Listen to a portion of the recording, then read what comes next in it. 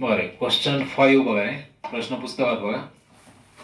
In figure the circles with centres A and B touch each other at E. Line L is a common tangent. Line L is a common tangent which touches the circle at C and D respectively. Find the length of seg CD if the radii of the circle are 4 cm and 6 cm. बात लक्ष करा, हे figure दिलेली आपल्याला बघा याच्यामध्ये. बरं, centre point A, दुसऱ्या सर्कलचा सेंटर कोणचा आहे रे? बी. रेडियस किती दिले तुम्हाला? 4 सेंटीमीटर. आणि इकडे रेडियस किती दिले रे? 6 सेंटीमीटर रेडियस दिले रे. आणि ई पॉइंट हा काय झाला? दोघांचा पॉइंट ऑफ कॉन्टॅक्ट झाला बघा. मग two centres of the circles and their point of contact are always collinear. बघा रे, प्रॉपर्टी लक्ष करा. Two centres of the circles and their point of contact are always collinear. Therefore, A dash E dash B. Therefore, A dash E dash B. In the smaller circle, right? In the smaller circle, AC equal to AE. AC equal to AE equal to काय तर 4 centimetre. Reason काय तर radii of smaller circle. बघा लक्षात आलं का?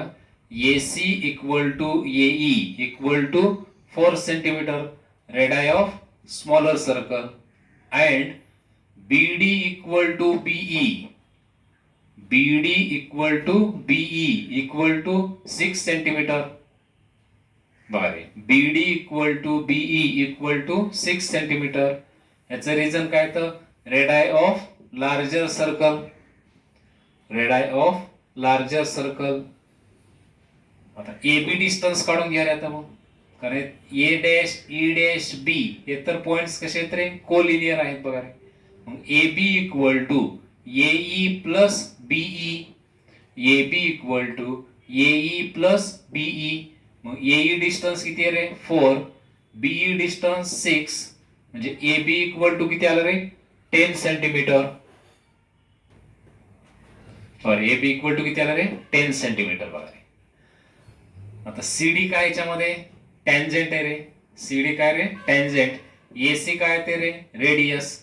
मग tangent is perpendicular to the radius through the point of contact. Therefore angle ACD equal to किती येते रे? 90 डिग्रीचा अँगल येतो बघा रे. Angle ACD equal to 90 degree. Similarly बघा रे, CD टॅन्जंट आहे, BD रेडियस येते रे. BD काय रे? Radius. Tangent is perpendicular to the radius through the point of contact. Therefore angle BDC equal to 90 degree रे. बघा, हे दोन अँगल 90 डिग्रीचे आले. Angle ACD equal to 90 degree and angle BDC equal to 90 degree. Reason tangent is perpendicular to the radius. मग त्याच्यामध्ये construction करून घ्या रे. Draw seg AP perpendicular radius BD. Draw seg AP perpendicular radius BD. मग आता हे construction केल्यामुळं इथे क्वाड्रिलॅटरल तयार झालं रे. APDC. APDC. बघा रे, in quadrilateral APDC angle APD हा पहिला अँगल, हा तर 90 डिग्रीचा आहे तो रे. कारण हा 90 डिग्री इकडे सुद्धा 90 डिग्री, कारण हे परपेंडिक्युलर टाकले रे. प्लस अँगल PDC हा दुसरा अँगल. तिसरा अँगल घ्या, अँगल ACD. आणि चौथा अँगल CAP. बघा रे, क्वाड्रिलॅटरल मधला CAP हा अँगल इथला इक्वल टू 360 डिग्री रे. Reason angle sum property of a quadrilateral. जे चारही अँगलचं ऍडिशन काय असतं रे 360 डिग्री. बघा आता अँगल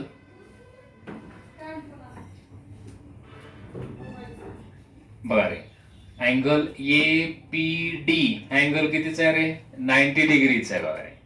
कारण परपेंडिक्युलर आहे एपी परपेंडिक्युलर बीडी असल्यामुळे अँगल ए पी डी किती आला रे 90 degree plus angle p D c हा अँगल सुद्धा कितीचा आहे रे 90 डिग्रीचा आहे तो बघा रे.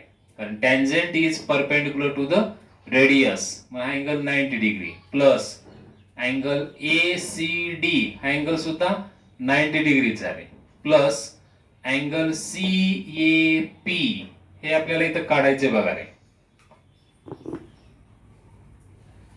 अँगल सी ए पी चं मेजर काढून घ्यायचे रे इक्वल टू 360 डिग्री. तिघाचं ऍडिशन करा 270 डिग्री. मग 270 डिग्री प्लस आहे इकडे गेल्यानंतर काय होतं रे मायनस यांचं सबट्रॅक्शन करा 90 डिग्री बघा रे. म्हणजे अँगल सी ए पी किती आला रे 90 डिग्रीचा आला रे.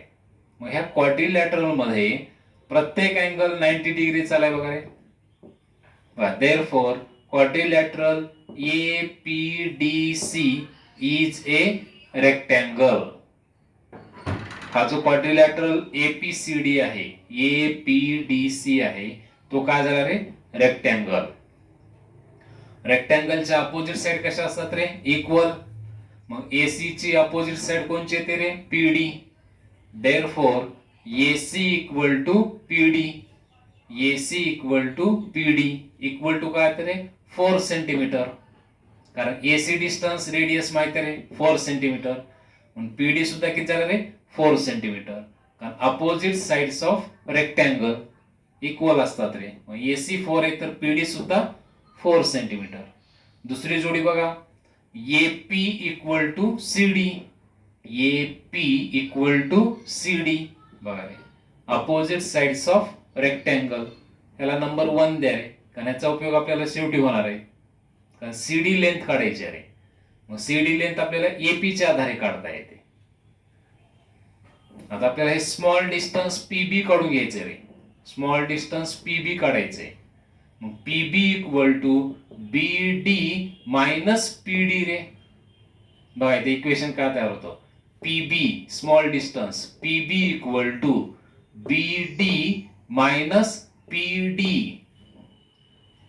मग बीडी रेडियस किती आहे 6 सेंटीमीटर मायनस पीडी आत्ताच आले रे 4 सेंटीमीटर बघा रे. म्हणजे पीबी इक्वल टू काय रे 2 centimetre.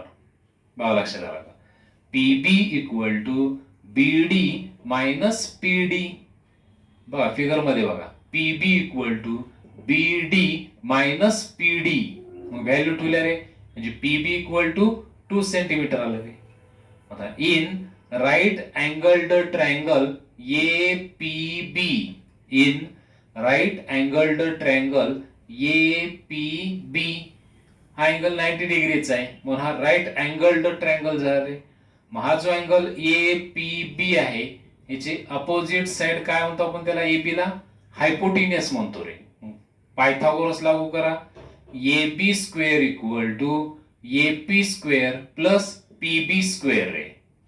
AB square equal to AP square plus PB square Pythagoras theorem. मग AB ची व्हॅल्यू किती आहे रे 10. सुरुवातीलाच काढली AB ची व्हॅल्यू आपण 10 स्क्वेअर इक्वल टू AP काढायचे आपल्याला square plus PB distance 2 centimetre आहे स्क्वेअरला स्क्वेअर. 10 चा स्क्वेअर 100 2 चा स्क्वेअर 4. आता हे प्लस 4 इकडे आल्यानंतर काय होतं रे -4 म्हणजे AP square equal to 100 minus 4 subtraction करा 96. आता 96 चे फॅक्टर पाडा 16 into 6 16 into 6 taking square route. 16 चा स्क्वेअर रूट 4 6 चा स्क्वेअर रूट निघत नाही रूट मध्ये घ्या रे. म्हणजे AP इक्वल टू काय आलं रे 4 रूट 6. बरं AP equal to 4 root 6 but AP equal to CD रे फ्रॉम 1 बघा एपी इक्वल टू सीडी, कारण रेक्टँगलच्या अपोजिट साइड्स आहेत इक्वल असतात. AP equal to CD. आता एपी डिस्टन्स किती आहे रे? 4√6 आहे. तर सीडी डिस्टन्स सुद्धा किती येतं रे? 4√6 सेंटीमीटर. हे आन्सर येईल बघा.